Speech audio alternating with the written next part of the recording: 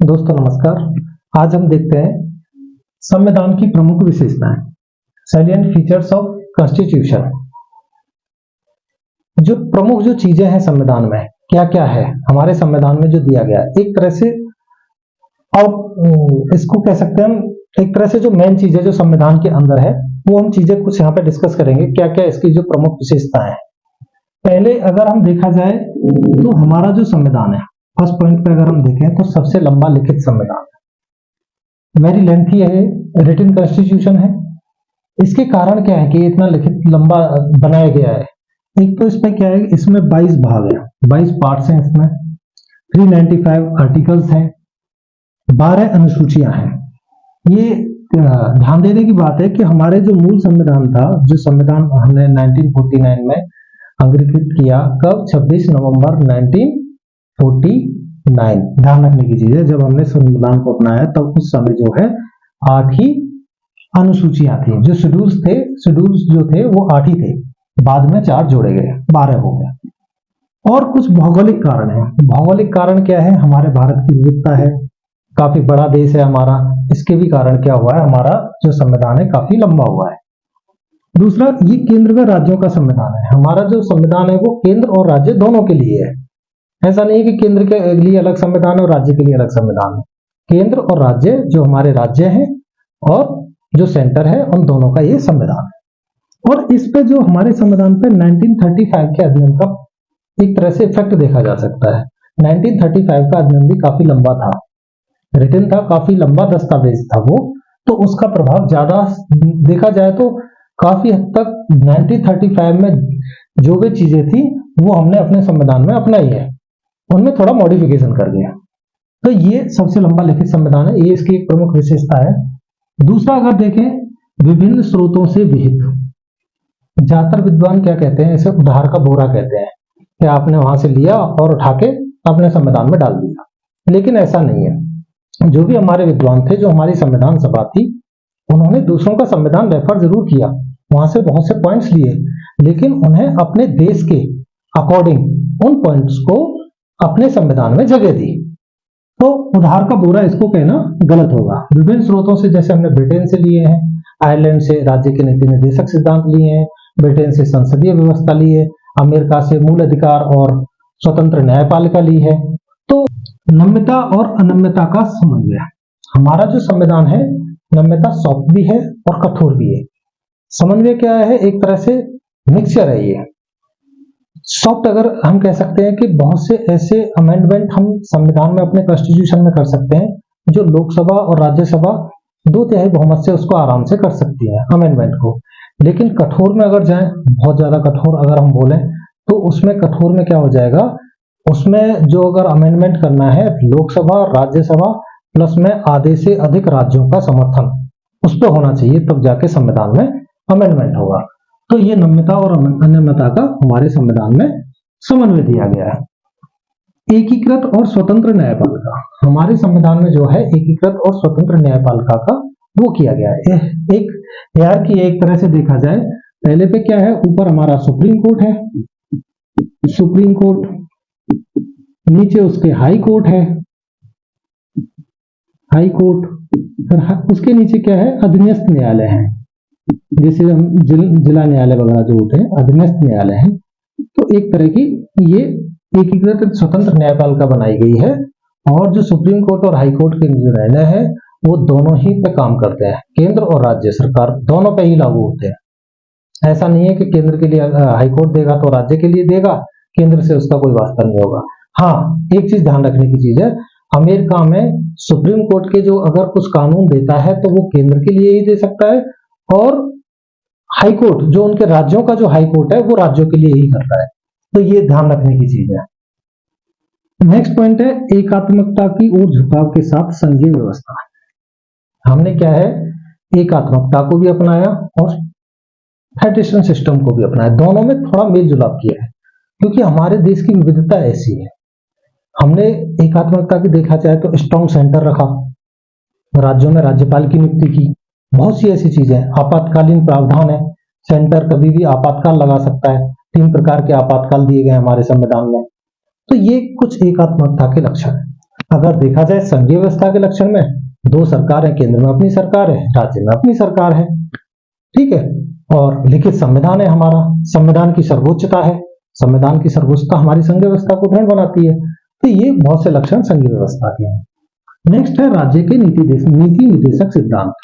जो राज्य के जो नीति निर्देशक सिद्धांत है, ये हमने आयरलैंड के संविधान से लिया। ये एक तरह से राज्य की एक तरह से जिम्मेदारी है। इनको अगर कोई कानून बनाना है तो इन राज्य के नीति निर्देशक सिद्धांतों को केंद्र को ध्यान में रखकर कानून बनाना है, इनको जरूर देना है।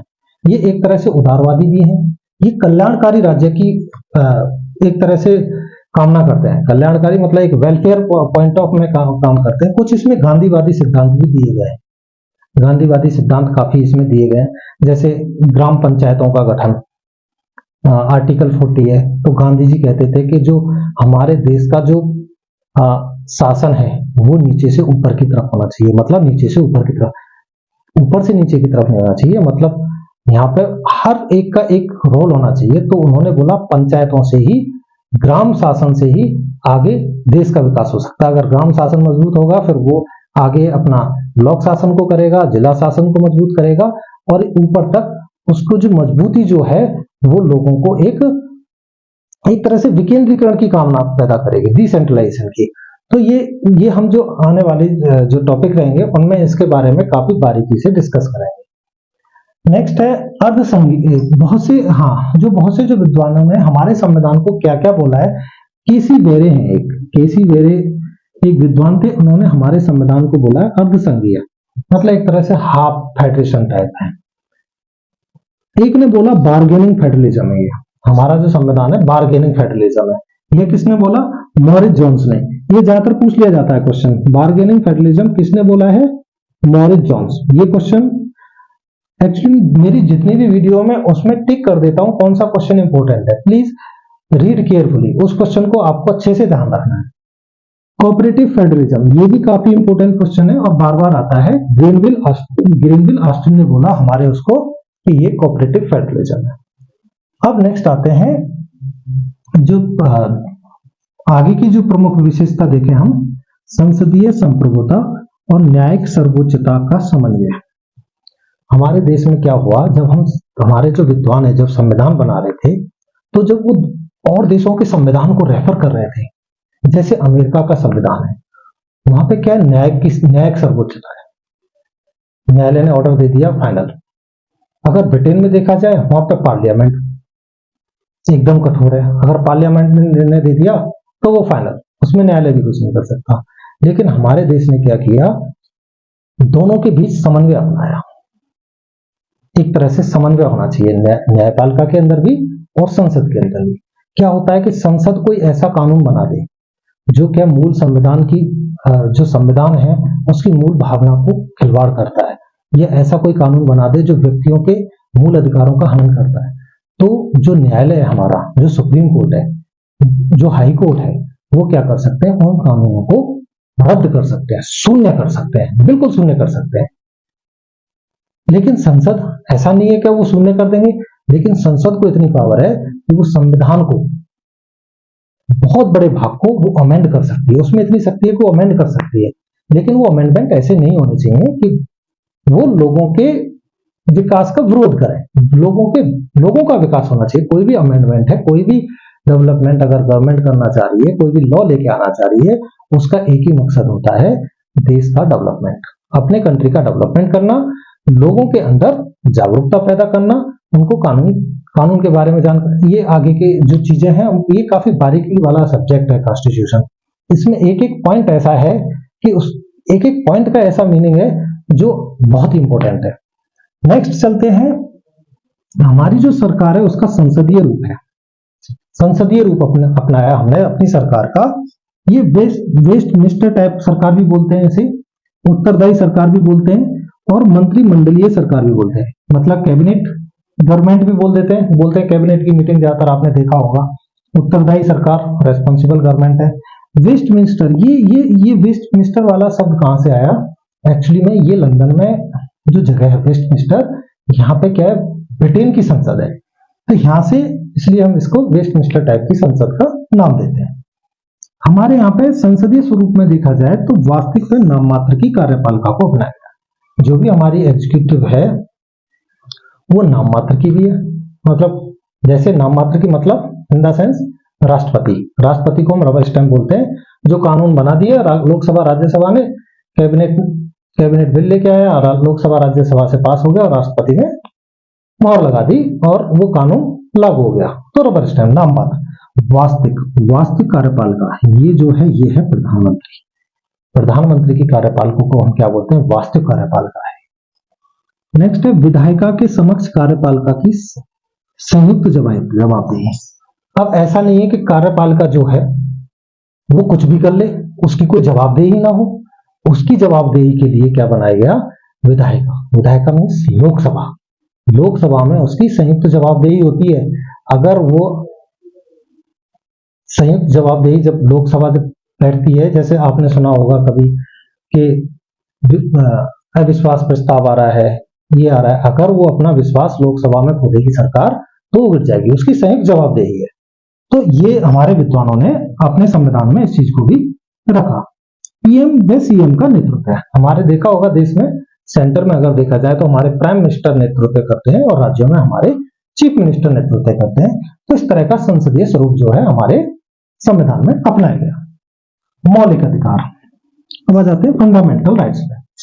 हमारे जो थे फंडामेंटल राइट्स जो थे, जब मूल संविधान लागू हुआ था उसमें 7 फंडामेंटल राइट्स थे, अब रह गए 6। समता का अधिकार, समानता का अधिकार, आपका धार्मिक स्वतंत्रता का अधिकार, इस तरह के 6 आपको मिलेंगे। जब हम मौलिक अधिकारों का एक वो लेंगे, ये मौलिक अधिकारों की जब क्लास लेंगे तो उसमें बहुत बारीकी से इसको डिस्कस करेंगे। तो मौलिक अधिकार भी अपनाए गए। ये हमारे संविधान की विशेषता है कि हमारे देश के नागरिकों को बोलने की स्वतंत्रता हो, हर किसी को समान न्याय मिले, समान चीजें मिले, कोई भी पद है तो वो समान रूप से लागू हो, एक अच्छी चीज ये अपनाई गई। नेक्स्ट है, और भी इसके बहुत सी चीजें थी, जैसे मौलिक कर्तव्य संविधान में। वैसे अगर देखा जाए जब मूल संविधान बना था तो उसमें मौलिक कर्तव्य नहीं थे, ये 42वें संविधान संशोधन द्वारा जोड़े गए। किसकी सिफारिश पर? स्वर्ण सिंह समिति की सिफारिश पर ये जोड़े गए थे। और धर्मनिरपेक्ष हमारा जो देश है एक तरह से धर्मनिरपेक्ष, हमारी प्रस्तावना कहती है कि हमारा देश जो है वो धर्मनिरपेक्ष है। ये धर्मनिरपेक्ष जो भी शब्द है ये भी मूल संविधान में नहीं था, ये भी 42वें संविधान संशोधन द्वारा इसको धर्मनिरपेक्ष शब्द को जोड़ा गया। सार्वभौम वयस्क मताधिकार। अब हमारे संविधान निर्माताओं ने काफी बहस हुई थी कि काफी मतलब जब देश की आजादी के 15-20 साल बाद हम वयस्क मताधिकार लागू करेंगे, ऐसा तो इस पर काफी बहस हुई। लेकिन जवाहरलाल नेहरू वयस्क मताधिकार के पक्ष में थे। पहले जो थी वोट डालने की जो उम्र थी, एज थी, वो 21 वर्ष थी, लेकिन उसको बाद में 1989 के करीब में उसको 18 वर्ष कर दिया गया। एकल नागरिकता, हमारे संविधान में एकल नागरिकता दी गई है। ऐसा नहीं है अमेरिका के संविधान की तरह कि राज्य की अपनी नागरिकता है और देश की अपनी नागरिकता है। अमेरिका में 2 नागरिकता होती है, राज्य की होती है, एक देश की नागरिकता होती है। लेकिन हमारे इधर एक ही नागरिकता को अपनाया गया, हम वी आर इंडियन। नेक्स्ट है आपातकालीन प्रभाव। हमारे संविधान में कुछ आपातकालीन प्रभाव भी दिए गए, जैसे देश पर कोई आक्रमण कर दे, राष्ट्रीय आपातकाल हो जाए तो उस समय क्या करना है। राज्य कोई संविधान के हिसाब से नहीं चल रहे या केंद्र वो अपनी मनमानी कर रहे हैं तो उस टाइम पे राज्य आपातकाल, उसमें राष्ट्रपति शासन लगा दिया जाता है 356 के तहत, राष्ट्रीय आपातकाल 352 आर्टिकल के तहत। और एक आर्थिक आपातकाल भी है, कभी कभी आर्थिक आपातकाल अगर हो तो 360 आर्टिकल है, उसके तहत आर्थिक आपातकाल लगा दिया जाता है। त्रिस्तरीय सरकार, ये त्रिस्तरीय जो सरकार है ये एक तरह से पूरे विश्व में भारत में मिलती है। इस तरह की व्यवस्था कहीं देखने को नहीं मिलती, ओनली भारत में मिलती है। और इसको जो एक तरह से 73वें व 74वें संविधान संशोधन जो था 1992 में जो 73वां व 74वां संविधान संशोधन आया, उसने त्रिस्तरीय सरकार को संवैधानिक दर्जा दिया। जो अपना स्वशासन है, इसे एक तरह से बोल सकते हैं स्थानीय स्वशासन की नींव रखी है इन्होंने। इसमें भी काफी चीजें त्रिस्तरीय सरकार के लिए जो था हमारा क्या क्या चीजें हुई अगर देखा जाए तो स्थानीय सुशासन के बारे में बलवंत राय मेहता समिति गठित होती है, ये होती है, बहुत सी चीजें हैं, उनको हम आगे देखेंगे। तो ये एक तरह से हमारे संविधान की जो थी प्रमुख विशेषताएं थी। हमारा संविधान काफी लंबा संविधान है, लिखित संविधान है, वो इसलिए है कि वो केंद्र और राज्यों के संविधान है, न्यायपालिका स्वतंत्र है, संसदीय व्यवस्था अपनाई गई है, एकल नागरिकता अपनाई गई है, आपातकालीन प्रभाव जोड़े गए हैं, मौलिक अधिकार हैं, मौलिक कर्तव्य हैं, राज्य के नीतिक निर्देशक सिद्धांत हैं, बहुत सी चीजों को हमारे संविधान में रखा गया है और ये संविधान हमारे देश के विकास में अग्रणी भूमिका आज भी निभा रहा है। आज भी हमारा जो संविधान है वो देश के विकास में अग्रणी भूमिका निभा रहा है। मैं रिपीट कर रहा हूं इस पॉइंट को। तो ये जो चीज है एक तरह से ये जो टॉपिक है ये मेंस के हिसाब से काफी इंपॉर्टेंट है। अगर पीसीएस का मेंस या आईएएस का मेंस हो तो उसमें इस तरह की विशेषताओं के बारे में जिक्र कर दिया जाता है। ये पॉइंट्स हैं, काफी गहरे गहरे पॉइंट्स हैं, इनके बारे में अगर एक पॉइंट्स को भी उठा लिया जाए तो काफी बड़ा लंबा डिस्कशन हो जाएगा एक एक पॉइंट्स के बारे में। तो अगर किसी को किसी भी पॉइंट्स के बारे में डाउट है तो उसको हम कमेंट्स में एक्सप्लेन कर देंगे। तो आज के लिए धन्यवाद और नमस्कार।